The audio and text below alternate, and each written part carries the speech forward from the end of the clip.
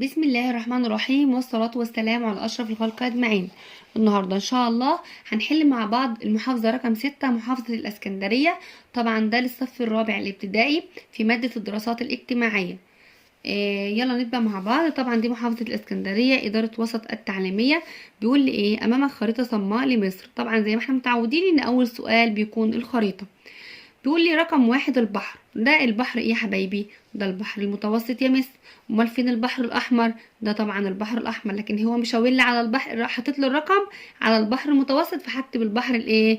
المتوسط. طيب رقم اتنين دولة ايه دي يا حبايبي؟ دولة ليبيا يا مس. دولة ايه؟ دولة ليبيا. رقم 3 جبل ايه ده يا حبايبي؟ جبل ايه؟ جبل العوينات. جبل العوينات. طب يقع فين جبل العوينات؟ في جنوب غرب ايه؟ مصر. العوينات. طيب خليج رقم 4. خليج، طبعا ده خليج السويس، لكن ده خليج العقبة. خليج السويس وده خليج الايه؟ العقبة. فهو بيشاور لي على رقم 4 اللي هو خليج السويس، فهنا الخليج السويس. خليج الايه؟ السويس. بيقول لي حدد 2 من عناصر الخريطة. طبعا يا حبايبي انا عندي عناصر الخريطة. عنوان الخريطة اول حاجة خالص، لما بيديلي هنا عنوان كده فهو عنوان الخريطة.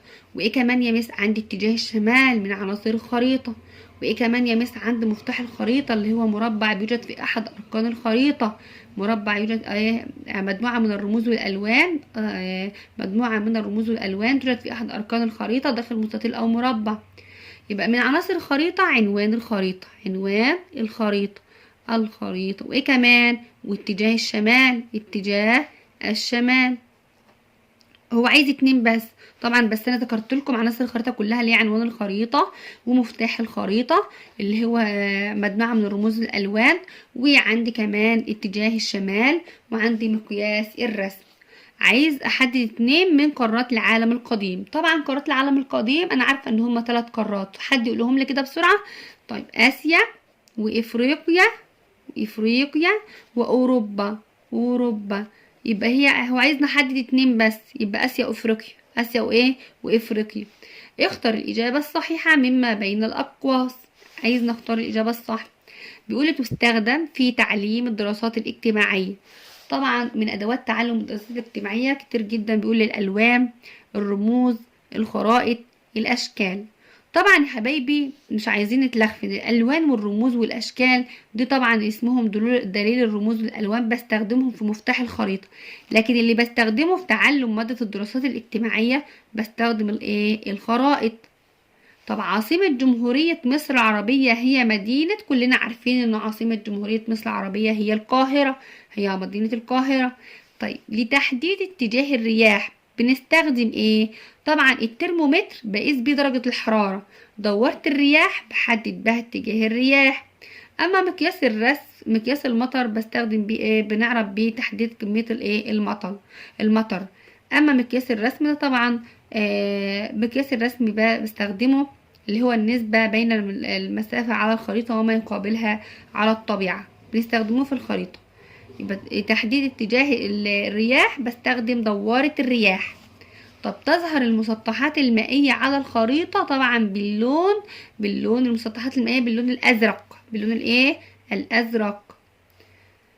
صنف مناطق توزيع السكان في مصر على حسب الجدول الذي أمامك. مديني مناطق مزدحمة ومناطق تانية قليلة السكان ومناطق نادرة السكان. يلا نشوف مع بعض كده المناطق الجبلية. طبعا المناطق الجبلية يا حبايبي دي نادرة السكان، فهاخد المناطق الجبلية ده اهي واحطها عند نادرة السكان. المناطق الجبلية. وهنا مناطق الدلتا رقم 2. الدلتا عندي من المناطق المزدحمة بالسكان. الدلتا. بعد كده الواحات من المناطق قليلة السكان. الواحات. بعد كده بيقول لي عايز نحط صواب او خطأ. بيقول تقع مصر في الركن الشمالي الغربي من قارة افريقيا. ركزوا يا حبايبي واحنا بنقرأ.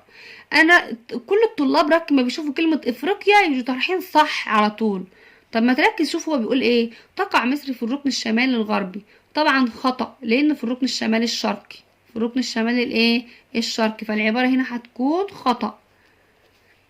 زادت أهمية موقع مصر بعد حفر قناة السويس. طبعا صح، لأن بالفعل زادت أهمية موقع. طب أهمية قناة السويس إيه؟ أهمية قناة السويس مع بعض كده، بيمر بها مئات السفن المحملة بالسلع والبضائع والبترول، وكمان بتربط لي بين البحر الأحمر والبحر المتوسط. يبقى لو سألنا وقال لي أهمية قناة السويس، بيمر بها مئات السفن المحملة بالسلع والبضائع والبترول، وتربط بين البحرين الأحمر والمتوسط. بيقول لي الحدود الشرقية لمصر حدود طبيعية وبشرية. لو انتوا جيتوا بصوا معايا كده على الخريطة، انا عندي خريطة اهيت، ادي الحدود الشرقية لمصر. عند البحر الاحمر وده حد طبعا طبيعي، وعندي خليج العقبة وده برضو حد طبيعي، وعندي دولة فلسطين وده حد بشري. يبقى بالفعل حدود مصر الشرقية حدود طبيعية وبشرية الاتنين مع بعض. طبيعية اللي هي البحر الاحمر وايه وخليج العقبة، اما بشرية اللي هي دولة ايه الحدود بين مصر ودولة فلسطين. فالعبارة دي صح، العبارة دي ايه صح. دراسة الطقس تفيد في تحديد نوع الملابس التي نرتديها. طبعا صح يا حبايبي، دراسة الطقس تفيد في تحديد نوع الملابس التي نرتديها. صح. الهجرة الداخلية انتقال الأفراد من مكان إلى آخر خارج الدولة. يعني بيقول لي داخلية ويرجع تاني يقول لي خارج الدولة، فالعبارة دي خطأ. العبارة دي ايه خطأ. صح وخطأ عايزة مني تركيز أثناء القراءة، أثناء وأنا بقرأ السؤال كده لازم أركز. تعد مصر من الدول التي تعاني من ارتفاع معدل النمو السكاني. طبعا صح. طيب لو سألني بما تفسر مصر ليه بتعاني من ارتفاع النمو السكاني، طبعا بسبب الزيادة الطبيعية والزيادة غير الطبيعية. الزيادة الطبيعية طبعا اللي هو ارتفاع معدل المواليد، وانخفاض نسبة ايه معدل الوفيات، والهجرة. دي من أسباب أو من أسباب النمو السكاني في مصر. طيب ما النتائج المترتبة على معرفة المصري القديم للزراعة؟ طبعا الزراعة يا حبايبي، معرفة المصري القديم للزراعة عرف الاستقرار. لما عرف الزراعة عرف الايه الاستقرار. وايه كمان ده رقم واحد. وعرف بناء المساكن، بناء الايه المساكن. وايه كمان يا مس؟ والتعاون، والشعور بالايه والشعور بالمسؤولية. يبقى النتائج المترتبة على معرفة المصري القديم للزراعة عرف الاستقرار وبناء المساكن والتعاون والشعور بالمسؤولية. طيب النتائج المترتبة على وجود نهر النيل. وجود نهر النيل طبعا ساعد على قيام الزراعة، على قيام الايه الزراعة والاستقرار والاستقرار. وايه كمان اهم حاجة في ده كله، اصبح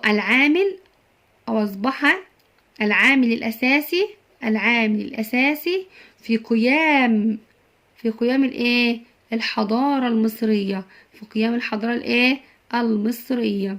يبقى وساعد في قيام الحضارة المصرية.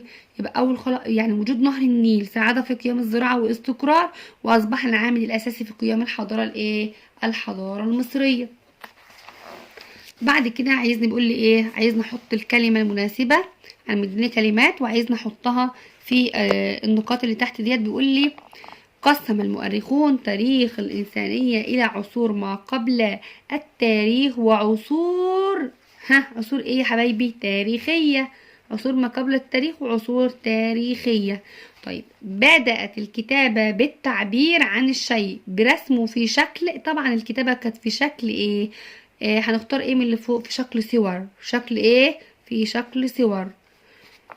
كانت عاصمة مملكة الجنوب هي.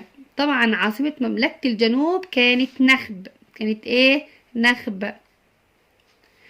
سجل الملك مينا انتصاراته على لوحة. طبعا على لوحة نارمر. لوحة ايه نارمر. أدى قيام نقط والاتحاد بين الأقاليم إلى نشر الأمن بين الناس.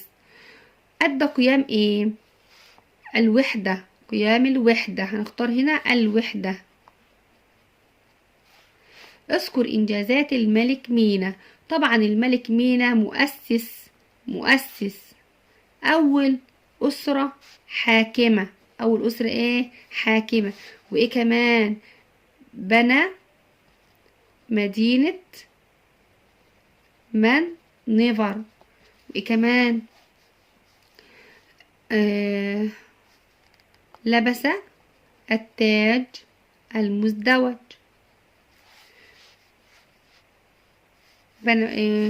أسس الجيش، عمل على تكوين جيش أو إقامة جيش قوي.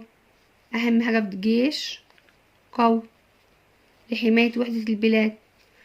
يبقى أهم إنجازات الملك مينا: مؤسس أول أسرة حاكمة، بنى مدينة مانيفر، أسس جيش قوي، لبس التاج المزدوج. بكده حبايبي نكونوا حلينا المحافظة رقم 6 اللي هي محافظة الإسكندرية. أتمنى تكونوا استفدتم. ما تنسوش الاشتراك في القناة وتفعيل زر الجرس على الكل عشان يوصلكم مني كل جديد. والسلام عليكم ورحمة الله وبركاته.